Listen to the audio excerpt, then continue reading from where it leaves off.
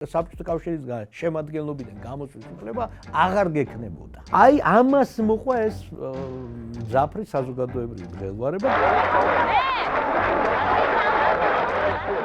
ლიდერებს აღელვებდათ იდეა, რომელსაც ჩვენ ვემსახურებთ. დედაჩემი დამხვდა ასე ყურმელი ეჭირა ტუ ხოლმე გათიშული, მაგრამ გაოგნებული რა იყო დედამიწა მე კოსტავამ დაგირეკავა. ისევ თავს იცანს ჩვენი პრომეთეული გოროდობა, ჩვენი ეს ოდით განდელი, ჩვენი და ჩვენ ყავ ერთმანეთს შორდებით. ჩვენი მიზანი არის, რა თქმა უნდა, დასავლურ სამყაროში ინტეგრირება. ეს ჩვენ ეროვნული მოძრაობის დროს ეს ორიენტირება მაშინ მოიხაზა იმ თავით, რა თქმა უნდა.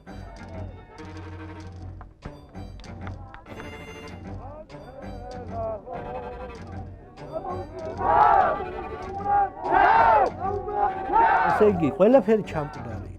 სტუდენტობის დიდ ნაწილს თითქოს და არც აინტერესებდა ეს თემები. თან ნოემბერი იყო ისეთ ციო და დაემთხვა ცივისა და იქ გალაქტიონის გამახსნა. დავდგეთ იქ სადაც ქარიშხალი. აი მე უცებ ამ ენერგიამ ერთბაშად ამოხეთქა. როგორც კი საქართველოში თავისუფლებისთვის ბრძოლა დამთავრდება, საქართველოს დამთავრდება. 22-ში მთავრობის სასახლესთან შიმშილი დაიწყო ეროვნული დემოკრატიული პარტიის 64 აქტივისტმა. ორ დღეში ამ მოძრაობამ მიიღო საყოველთაო სახალხო ხასიათი. უკვე შიმშილი განაგრძო 2000-ზე მეტმა კაცმა. მოთხოვნები პირველი უერყოთ საბჭოთა კავშირის კონსტიტუციის ცვლილებების და დამატებების პროექტი. მეორე მოეთხოვათ კონფედერაცია ყველა რესპუბლიკის და საბჭოთა კავშირის შემადგენლობაში. და მესამე ყოფილიყო კანონი დემონსტრაციებისა და მიტინგების შესახებ. 28 ნოემბერს საღამოს 10 საათისათვის მთავრობის სასახლის წინ შეიკრიბა რამოდენიმე ასეული ათასი მოქალაქე, რომლებიც უჭერდნენ მხარს ეროვნული დემოკრატიული პარტიის ამ აქციას. სიუჟეტი გასლებით ადრე დაიწყო, ვიდრე 88 წლის ნოემბერი. დაიწყო 87 წელს, 1987 წლის დეკემბერში, სადაც ჩვენც ვიყავით, სტუდენტები ვიყავით მაშინ, მაგრამ არასტუდენტური აქცია იყო, არამედ რამდენიმე ადამიანის მოწყობილი დიდუბის პანთეონში. საბჭოთა რეჟიმის წინააღმდეგ და პირიქით რეპრესირებების ხარდასაჭერად. ეს იყო 1987 წლის დეკემბერი. ანუ მაგრამ მაშინ ძალიან ცოტანი ვიყავით, საშინად დაგვარბიეს და მერე უკვე 1998 წლის დასაწყისში ჩვენ თვითონ გავაკეთეთ ანუ სტუდენტური ინიციატივით და სტუდენტური ლიდერობით გავაკეთეთ 98 წლის 24 თებერვალს პირველი აქცია, პირველი მიტინგი უნივერსიტეტის პირველ კორპუსთან. და მერე ნელ-ნელ ესე ნაბიჯ, მერე ცოტა ხანში ესე იგი სხვა აქციების მოყვა, ნუ ყველაზე დიდი მაინც მანამდე იყო 26 მაისი 1986 მაისი აუგუსტში სამწუხაროდ ბევრი ადამიანი დააპატიმრეს და მეც მათ შორის მაგ დღეს მაგრამ მაინც ჩატარდა ეს აქცია. ნოემბრის აქციას წინ უძღოდა უმნიშვნელოვანესი აქცია, რომელმაც გადამწყვეტი როლი ითამაშა, რომ ეს აგორებულიყო ეს უზარმაზარი ტალღა, ეს იყო 12 ნოემბრის აქცია, რომელსაც ჩვენ გამოვაცხადეთ შეკრება სწორედ იპოდრომზე და მაშინ საბჭოთა ხელისუფლებამ იგრძნო, რომ ძალიან ბევრი ხალხი მოვიდოდა. ჩვენ გადაწყვიტა ჩვენი ყველასი დაკავება, დაპატიმრება, თუნდაც დროებით, რომ ჩაეშალა ეს აქცია, ჩვენ მოვახერხეთ ესე რომ ვთქვათ ლიდერებმა სხვადასხვა მიმართულებით წასვლა, დროებით ესე რომ ვთქვათ შეფარება და შემდგომ შემოვედით ისევ ქალაქში და იპოდრომზე შემოუძახით უზარმაზარი რაოდენობის ხალხს, სადაც ასევე გაჟღერდა მთავარი მოთხოვნა, ეს იყო საქართველოს დამოუკიდებლობის მოთხოვნა, ადამიანის უფლებების დაცვა, ანუ დემოკრატია, რასაც ეს იყო დამოუკიდებლობა და დემოკრატიის მოთხოვნა, ეს იყო ერთმანეთისგან ჩვენთვის, რა თქმა უნდა, განუყოფელი. ჩვენ იმთავითვე გვინდოდა, ეს იყო ჩვენი ხაზგასმული მოთხოვნა, სწორედ რომ აგვედგინა დამოუკიდებელი დემოკრატიული სახელმწიფო საქართველოსი. 12 ნოემბრის აქცია მაჩვენა, რომ ხალხი მზად იყო აბსოლუტურად გადავსებული, აი არნახული ზღვა ხალხი იყო იპოდრომზე შეკრებილი და აი მერე უკვე სწორედ ამის მერე იწყება აი ნოემბრის აქციები. მერე უკვე აი რაც კადრებში ჩანს ეს ნოემბრის აქცია, ეს უკვე გრანდიოზული, უკვე ხო გესმით, თავიდან ეხლა პირველი აქცია რომ მახსოვს, სულ რამდენიმე მეგობარი ვიყავით და რამდენიმე სტუდენტი და კიდე კაი გვიშველა იმან რომ ძალიან ბევრი კგბ-შნიკი იყო მოვიდა. იმიტომ რომ მათთვის ძალიან უჩვეულო იყო. ყველაზე მეტად აი როგორც დოდო აბაშიძე ამბობს იმაში, რა ქვია, ვერისუბნის მენადებში, ოღონ ბუნტი არ იყო, ოღონ მიტინგი არ ყოფილიყო და ამიტომ ჩვენ კი ვცდილობთ რომ არ გაგვეხმაურებინან, ასე ვთქვათ, არავის არ გაეგო წინასწარ, მაგრამ ნუ მაინც გახმაურდა. რა გვექნა, თან არ გვინდა რომ არავის გაეგო, თან გვინდა რომ ბევრ ხალხს გაეგო და რა თქმა უნდა, ის რა ქვია, კგბ-მაც გაიგო, აბა გვინდა ხალხი უნდა მოსულიყო მიტინგზე. ხალხმა დაინახო რომ უჩვეულო რამ ხდება, მიტინგი მაშინ ძალიან უჩვეულო იყო ისა საქართველოში გასაგები. 1978 წლის მერე ეგეთი აქცია არც ყოფილა, ხო გესმით, ესეთი ხალხმარობა. ნოემბრის აქციები რა იყო? რომ საკავშირო ხელისუფლებამ მიიღო ესეთი პროექტი, კანონ პროექტი, რომელიც მაშინ უნდა დაეკიცებინა უზენაეს საბჭოს, საბჭოთა კავშირის, რომ კონსტიტუციაში გარკვეული ცვლილებები შეეტანათ. კონსტიტუციაში რა ცვლილებები? კონსტიტუციაში იყო მუხლები, რომელიც რესპუბლიკებს, მოკავშირე რესპუბლიკებს აძლევდა მათ შორის საქართველოს თვითგამორკვევის უფლებას. გამიგეთ, ანუ გამოყოფის უფლებას. აი ეს ცვლილება უნდათ შეეტანათ, რომ ეს მუხლი ამოეღოთ, საერთოდ. ანუ რომ თვითგამორკვევის უფლება საბჭოთა კავშირის შემადგენლობიდან გამოსვლის უფლება აღარ გექნებოდა. აი ამას მოყვა ეს მძაფრი საზოგადოებრივი მღელვარება, ძალიან მართებული, ძალიან სწორი, მიუხედავად იმისა, რომ ჩვენ მერე გამოვკვეთეთ, რომ ჩვენ თვითგამორკვევისთვის კი არ ვიბრძვით. ჩვენ იმისთვის კი არ ვიბრძვით, რომ ეხლა ესე იგი საქართველოს სახელმწიფო შევქნათ იმ გზით, რომ უბრალოდ საბჭოთა კავშირის შემადგენლობიდან გამოვიდეთ.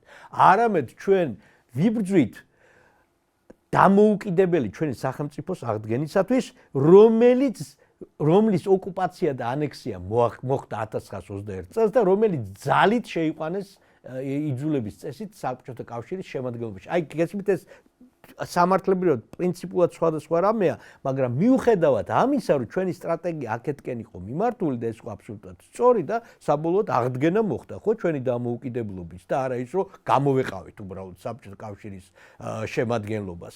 ჩვენ აღვადგინეთ ჩვენი დამოუკიდებლობა, მოვიშორეთ რა ოკუპაცია და ანექსია, მაგრამ მიუხედავად ამისა, რა თქმა უნდა, საჭირო იყო დიდი საერთო სახალხო რეაგირება აი ამ საშინელ კანონ პროექტზე, ამ ცვლილების მცდელობაზე, ეს ჩვენ არ უნდა დაგვეშვა, რომ კრემლს ეს გასვლო და ესე რომ ვთქვათ და საბოლოო ჯამში ამ დიდმა საერთო სახალხო გამოსვლებმა მათ შორის ასევე დიდი რეაქცია ჰქონდა ამას ბალტიის ქვეყნებში და ასე შემდგომ, რომ იტყვიან კრემლი იძულებული გახდა უარი ეთქვა ამ ცვლილებებს.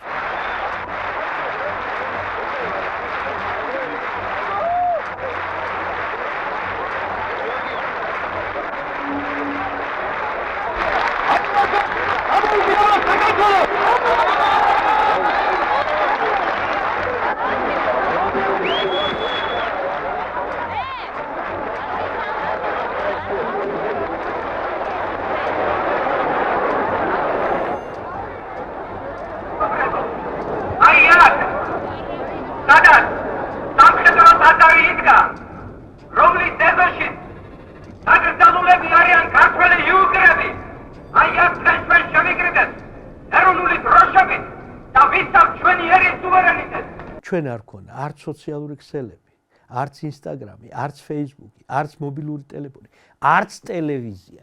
გაზეთი იყო ორი კომუნისტი და თბილისი, მე მგონი და კიდევ ზარევასტოკა, არაფერი ჩვენ ხელში არ იყო, ჩვენ განკარგულებაში იყო ჩვენი ფეხები, ხელები არ უნდა დაგეზარა, ესე არ არის რომ იქიდან რაღაც ტელევიზიით მიმართო, უნდა შეხვდე ყველგან იარო ქალაქში, სოფელში, მთაში, აი ესე დავდიოდი. ჩვენ ძალიან ბევრ ენერგიას ვხარჯავდი. მე მინდა გითხრათ, რომ ბევრს გონია, რომ ხშირად აი ეროვნული მოძრაობის ხალხი იყო, მომწიფე. რა თქმა უნდა, ჩვენ უამრავი მინუსები გქონდა. მე ხლა ეს ცალკე თემაა, რომ ჩამოთვალოთ, ჩვენ შემიძლია ძალიან კრიტიკულადაც განვიხილოთ, მაგრამ როდესაც დადებით მხარეებს განვიხილოთ, ერთ-ერთი იყო ორგანიზაციის საოცარი, ესე იგი, არა მხოლოდ უნარი, არამედ აი ეს ძალისხმევა, რასაც ვხვდებდით აქციების ორგანიზებაში და გარდა მე მახსოვს როგორ ვემზადებოდით ჩვენ გამოსვლებისთვის. ესე კი არ იყო გამოდიოდა იქ ლაპარაკობდა. წინასწარ მე მახსოვს მე როგორ ვემზადებოდი ყოველი გამოსვლის წინ. მე პრაქტიკულად მე მომზადებული მქონდა დაწერილი ვინაური როგორ რა ესე იყვნენ ყველა დანარჩენი. ეს დიდი პასუხისგებლობად მიგვაჩნდა ჩვენ ურთიერთობა ხალხთან. 88 წლის სექტემბრის აქციები როცა იყო თბილისში, ისა უნივერსიტეტში და სხვა შორის იმის კადრებიც არასდროს არ მინახავს, არ არის გადაღებული და ამიტომ გონიათ რომ პირდაპირ ეგ მოხდა, თორემ წინ უსწრებდა ეს უნივერსიტეტის აქციები. პირველად მაშინ აღმოჩნდა საავადმყოფოში. არამიანში ეგრეთ წოდებულში, ნუ გულის ეს პრობლემები დამეწყო და აღმოჩნდა გულის გამო. იმაში ხა არ გამომიშვეს მე დიდხანს, ხო ისე რა ქვია, რაღაც იმას მიტარებდნენ დაკვირვებებს, ცდებს, ექსპერიმენტებს და რა უნდა მეკეთებინა ახლა ამდენი ხანი და დავიწყე ესა რა ქვია, კედლის გაზეთის გამოშვება. ერქვა ავადმყოფის ხმა. სხვა შეს ფარაზა მახსოვდა, მოსმენილი მქონდა, ესე იწყებოდა, რომ საბჭოთა ავადმყოფი ყველა ჯამთელი ავადმყოფია მსოფლიოში და გამოვა დავწერე რაც გვაწუხებდა, რის გამოც, ანუ პირდაპირ კედელ დერეფანში გამოვაკარით. ხო და მაგრამ ბოლოში მივაწერინა, მივაწერი, რომ თუ იმეს აქვს რამე სათქმელი, რამე დაწერილი, რომ ვერსად ვერ აქვეყნებს, მოიტანოს აგერ შემდეგ ნომერს, იმდენი გამოხმაურება მოყვა ამას. ხო გესმით, არა მარტო იმ კორპუსის ისინი მოვიდნენ, ავადმყოფები და ექიმები თავისი ტექსტებით, არამედ სხვა კორპუსებიდან და ხმა რო გავწერდა სხვა ავადმყოფებს და მივხვდი რომ დავიღუპე, იმიტომ რომ მეთქი როდის გამწევი, თვითონ ავადმყოფებს მივხვდი რომ ჩიხია. ხო და მაშინ დავფიქრდი, რომ ეს ხალხი რა გაამწარა, ანუ მივხვდი რომ არსებობდა მხოლოდ საბჭოური პერიოდი, ანუ ცეკას იმის რა ქვია, დებატდართული, ანუ სხვა გამოცემა არ არსებობდა. დამოუკიდებელი გამოცემა, ანუ ადამიანს რომ რაღაცა ეთქვა და მოესმინა, განსხვავებული, ამის სივრცე არ იყო. ამიტომ გაჩნდა იმ მიტინგებზე ბევრი ხალხი, რომ იმ მიტინგებზე ადამიანები ამბებსაც ყვებოდნენ. შენ რო ტელევიზორში მარტო ოფიციალურ საბჭოთა ხელისუფლების ვერსიებს ისმენდი, სად უნდა მოგესმინა ალტერნატიული აზრი? რა თქმა უნდა მიტინგზე. ამიტომ ის მიტინგი წყაროც გახდა ინფორმაციის, წყარო გახდა ისეთი ალტერნატიული მოსაზრებების, რომელიც საბჭოთა კავშირში არ არსებობდა. ამიტომ შემდეგ ეს ხმები ხო წელდებოდა, რომ იქ ისეთ რამებს ამბობენ შეიძლება გაგიჟდებოდა, მოდიოდა ხალხი მოსასმენა. ჩვენ მივხვდით უფლებრივი კონსტიტუციური სახელმწიფოსათვის, რომელიც უზრუნველყოფს ყველა ერის სუვერენიტეტს, თავისუფლებას და დამოუკიდებლობას. საქართველო ვალდებულია და უნდა გახდეს დამოუკიდებელი. ქართველმა ხალხმა უნდა განახორციელოს განახორციელოს სრული სუვერენიტეტი საქართველოს მიწა-წყალზე და საქართველოს ერთადერთი პატრონი უნდა იყოს ქართველი ერი. ანუ პროექტი, რომელიც მიღებად შემოგთავაზეთ და ჩვენ რომ ის არ მივიღეთ ამის დახურვის შესახარი, დასაქმებელია არა მარტო იმიტომ, რომ იქ რამდენიმე მუხლია მიუღებელი. ძალიან კანონ პროექტია მიუღებელი. ისევე როგორც მიუღებელია ის კონსტიტუცია, განსაკუთრებელია ის კონსტიტუცია, რომლის დამატებასაც ის წარმოადგენს. როგორც მოგეხსენებათ ყოველ მოძრაობას აქვს თავისი პროგრამა მაქსიმუმი და პროგრამა მინიმუმი. ჩვენი პროგრამა მაქსიმუმი საყოველთაოდ ცნობილია, რომ არის საქართველოს დამოუკიდებლობის მიღწევა, ჩვენი ეროვნული ბრძოლა, ამავე დროს მიზნად ისახავს სასწრაფოდ გადასაწყვეტი საგანგაშო ეროვნული პრობლემების მოგვარებას, ვინაიდან გადაუგებელი ამოცანები დგას ჩვენს წინაშე და ამისთვის მოგიწოდებ ყველას თელს ერს, რომ ამოუდგეთ ფარში ილიას საზოგადოებას მეოთხე ეროვნულ დემოკრატიულ პარტიას. მე ვფიქრობ უპირველეს ყოვლისა საზოგადოება და ხალხი გრძნობდა ესე რომ ვთქვათ გულწრფელობას თვითონ ლიდერების მხრიდან, რომ გულწრფელად ლიდერებს აღელვებდათ იდეა, რომელსაც ჩვენ ვემსახურებოდით. ჩვენ გვაღელვებდა, ჩვენ მართლაც და ხალხი ამას ინტუიტიურად გრძნობდა. რომ ჩვენთვის მთელი მამოძრავებელი ეს იყო ეს იდეა, რომელიც თაგვაგონებდა ჩვენს და რა თქმა უნდა მთელ ამ ხალხსაც. ეს მაშინდელი ლიდერები. ეს ხალხი იყო სულ სხვა ხალხი. ახლა რომ პოლიტიკაში ეკვეტებიან, იმიტომ რომ რაღაცა ისა რა ქვია, სარგებელი ქონდეთ და წილებში ჩასვან და რა ქვია, ტენდერი მოიგონ და კრედიტი აიღონ და რა ქვია, მაღალი ხელფასი ქონდეთ, ტყილა ამხელა უზარმაზე. ეს სხვა ხალხი იყო. ეს იყო ნამდვილი იდეალისტები. მართლა უშეცნოდა საქართველოს გათავისუფლება და მართლა უშეცნოდა საქართველოს მაგარი ქვეყანა ყოფილიყო.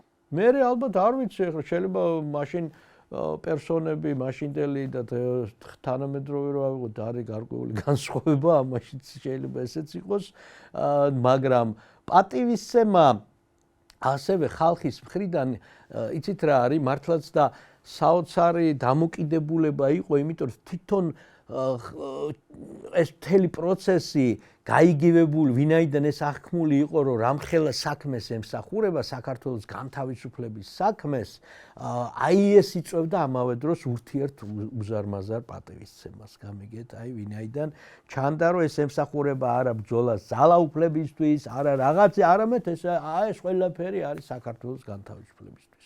თუ ვინმე აქვს სია ამ დეპუტატებისა აქ, მე ვთხოვ რომ გამოაქვეყნოს.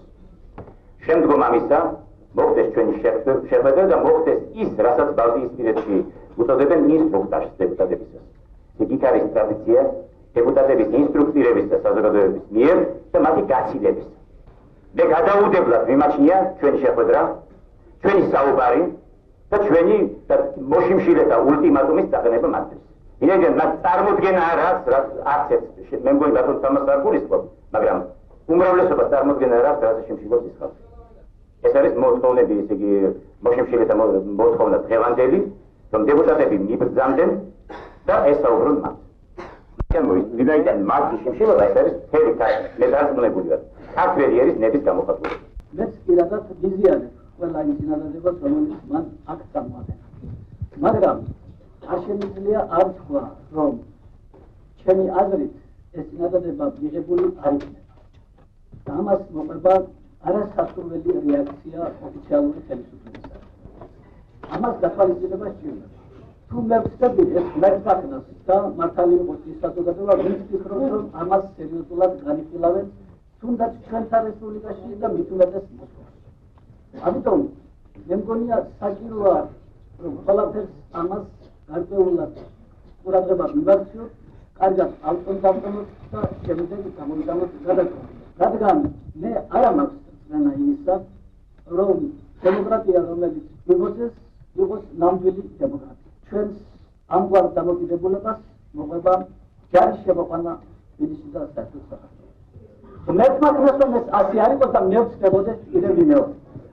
იცით რა, შეიძლება საზოგადოება მის იქ ეს სიტყვები გაიგო იმ ხრივ, რომ აი ჩვეულებრივ რო იციან დაშინება, რომ აი ახლა ეს არ გააკეთო, თორე შეიძლება აი რუსები შემოვარდნენ და დაგვსაჯონ და გამიგეთ, აი ამ კუთხით შეიძლება გამოიწვია უკმაყოფილება. ეს ხო მიმიხვდით რას ვაპარებ.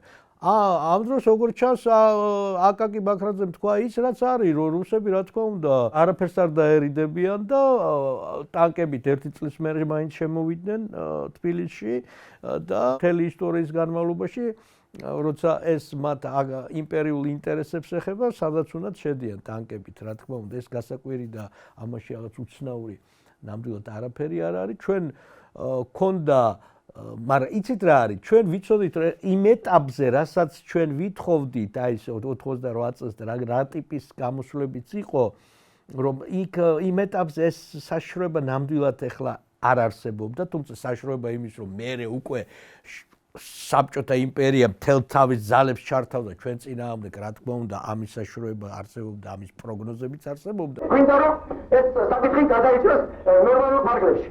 ნორმალურ ფარგლებში. ჩვენ ისიც ვიცით საქართველოში რა ძალებს უნდათ ეს არეულება, შედით კი მიხვდნენ იმ ერთობის აუცილებლობას, რომელმაც უნდა მივიღოს საბოლოო გამარჯვებამდე.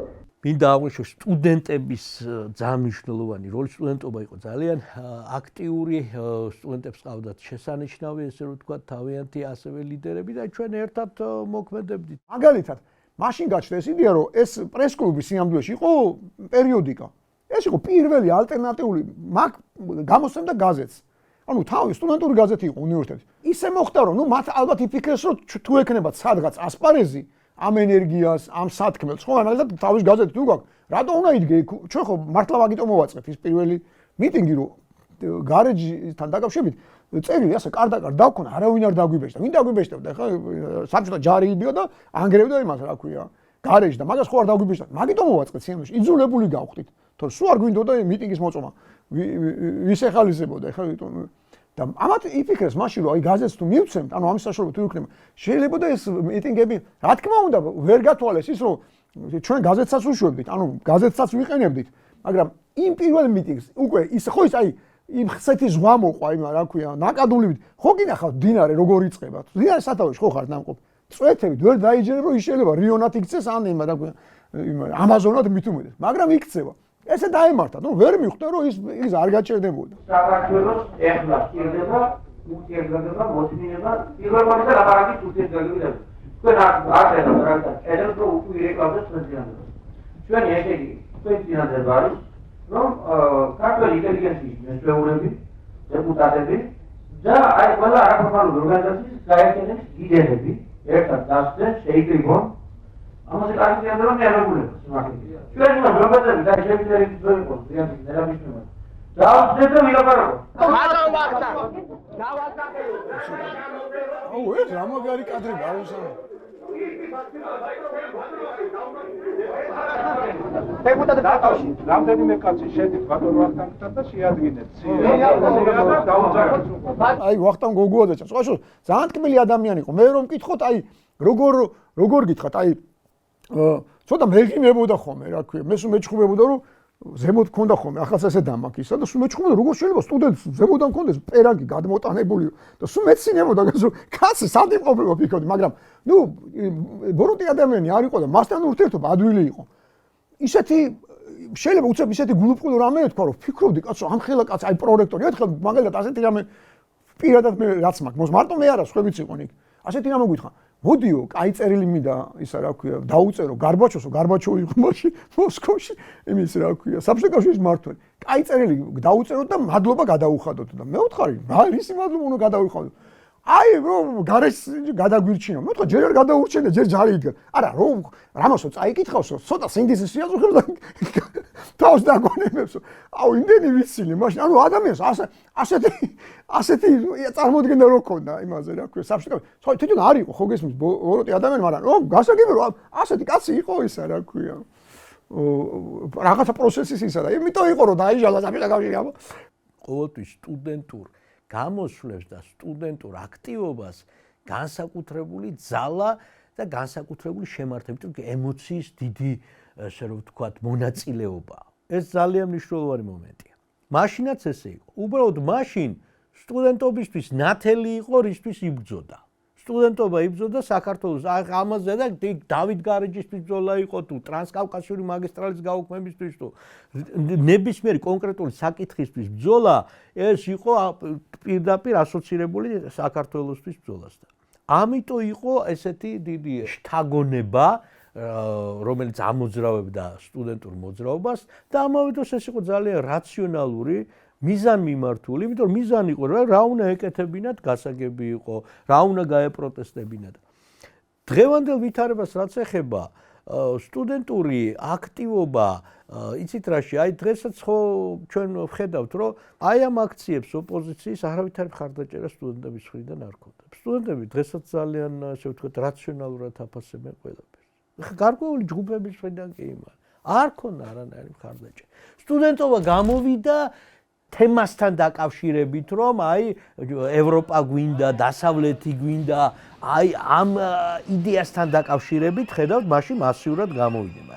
პარტიული, გარკვეული და პოლიტიკური ძალების ინტერესებისთვის მათ მე როგორც დავინახე, არავითარი სურვილი არ ქონდათ რაღაც გამოსვლების. ახლა რომ მათ აბრალებენ უსამშუბლოების აზიზღებდნენ, ჩვენს ასე, მაშინ არ იყო სოციალური ქსელები, არ იყო ეს ბოტები და ტროლები, მაგრამ რა საშუალებაც არსებობს მაგალითად გაზეთში დაგვიწერეს ერთხელ რომ ჩვენ ჩემ მეგობრებს გულისხმობდნენ რა სტუდენტობის რომ ვართ ნაკონკვანები უსაქმურები ხულიგნები და ასე შენ ანუ და ზეპირად ხო ავცელებდნენ და ავრცელებდნენ რომ ეს ნუ კგბ-ს ის იყო რაც შეეხება გულუბრყვილოს მეც ხო კგბ-ს გამო გამიჩნდა ეს ისა რომ ეს მითი არსებობდა რომ საბჭოთა კგბ არის უძლებელი ასეთი ანეკდოტიც იყო რომ ხო ის ქუჩის ტელეფონები იყო უნივერსიტეტად იდგა ხოლმე ხო და ტელეფონიდან რეკავს იმაში, ალო კგბ-ო და უკვე ნახეს დაადებს, რომ კიო კგბ-ო, ვითომ ისეთი მაგრები იყო, რომ რეკავდი უკვე იგებდნენ და ესა რა. ამის სათქმელად მოიგონეს ეს ანეკდოტი, რომ კგბ არის უძლებელი. მე რო პირველად მოვხვდი კგბ-ში და რომ მკითხეს ვინ არის თქვენი ლიდერები, ანუ უნდა ეგონათ რომ თვითონ მათთვის წარმოუდგენელი იყო 20 წლის ადამიანი შეიძლება რაღაცა მოიფიქროს, გადაწყვიტოს და საკუთარი აზრი ქონდეს. ნუ თვითონ ხო სხვების აზრი კარნახით ცხოვრობენ. იმათვის წარმოუდგენელია შენი თავისუფლება. იმათვის წარმოუდგენელი ადამიანი იყოს მოაზროვნე. თუ ის ხო მიჩვეული რომ კვატია ან კვახი უკეთეს შემთხვევაში, რასაც ჩასძახებენ, იმას აკეთებს.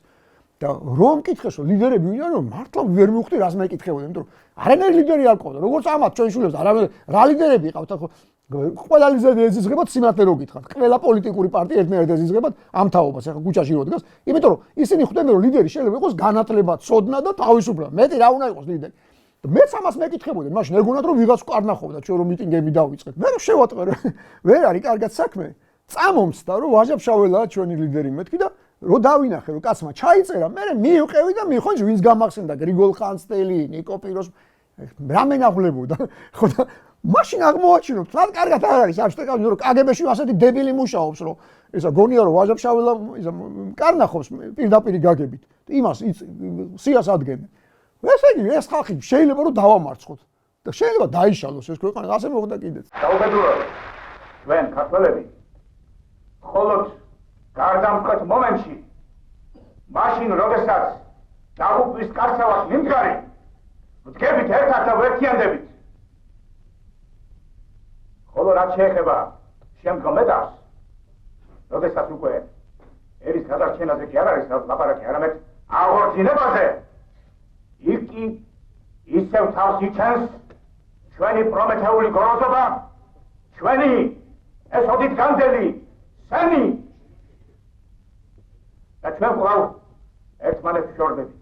ჩვენ უკვე აქციები და ის დაწყებული ქონდა და მერაბ კოსტავამ აქ პერიოდში გამოუშვეს ციხე 10 წელი მოიხო იცით ახლა წარმოვიდგინე რა იქნებოდა მერაბ კოსტავა სტუდენტი ვარ რა ერთხელ სახში მო დედაჩემი დამხვდა ასე ყურმელი ეჭირა თუ ხო იცი გათიშული მაგრამ გაოგნებული რა იყო დედამისი და მერაბ კოსტავამ დაგირეკა ანუ წარმოვიდგინე გაგიჟდა კინაღამ შოკისგან რა მერაბ კოსტავა აი რა ლეგენდა იყო ხო და სკოშოს რო ჩამოვიდა ასეთი რა ახალი გამოსული იყო ეტყობა გასაგები 10 წელი ციმბირში გაატარებ და ვიმოგზაურეთ საქართველოში თითქმის მთელი საქართველო მოვიარე მასთან ერთად რა და ესა და ხო და მართლა საოცარი ადამიანი აი ეს მახსოვს რომ ყველაზე რას დავდობო რომ ეს თავისუფლების ბრძოლა არ გადაიზარდოს ხელისუფლებისთვის ბრძოლაში და ნუ მაშინ არ მივაქცე ყოველდღე იმიტომ რომ ხო იცი არ ჩავთვალე რა ის მართლა ესეთი ერთიანობა იყო რა აი როგორც კადრებში ჩანს და მართლა დიდი სიყვარული იყო მართლა გულწრფელები ის ადამიანებს ხაშოს აი მაგას სუყვები რომ მეც ამდენი წლის მერე რომ მინახავს აი ზვიად გამსახურდიას დროს ვინც მოხდა იმ გვალმაგიდაში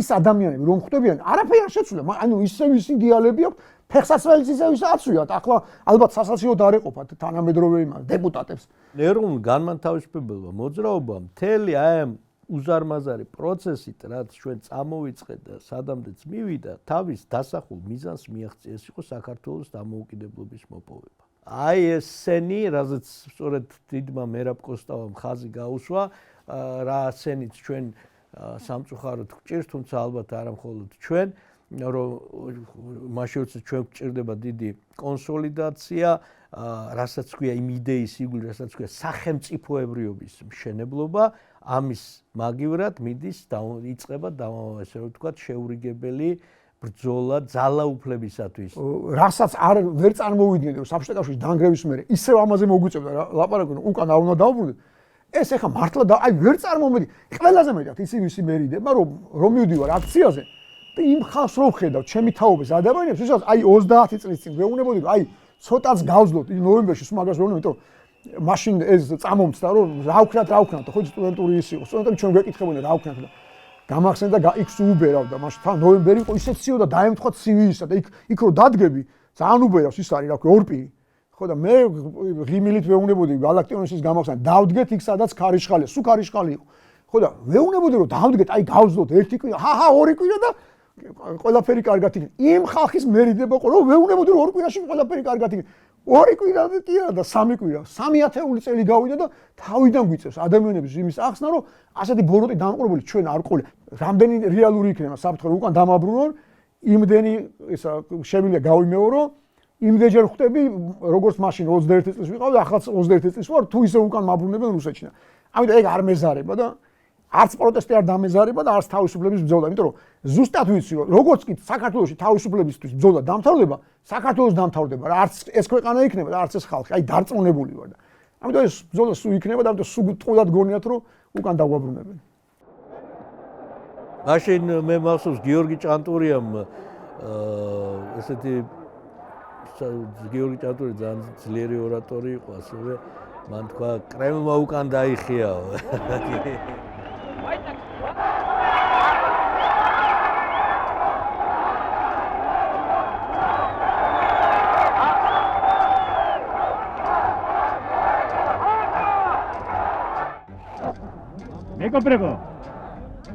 მეგობრებო, მართალია, კონსტიტუციის საქმეში გავიმარჯვეთ, მაგრამ წინ დიდი ბრძოლებია. ჩვენი უმთავრესი ეროვნული პრობლემები გადაუჭრელია. საქართველოს ემუქრება დიდი საფრთხე, ეკოლოგიური ომის შედეგად, დემოგრაფიული ომის შედეგად.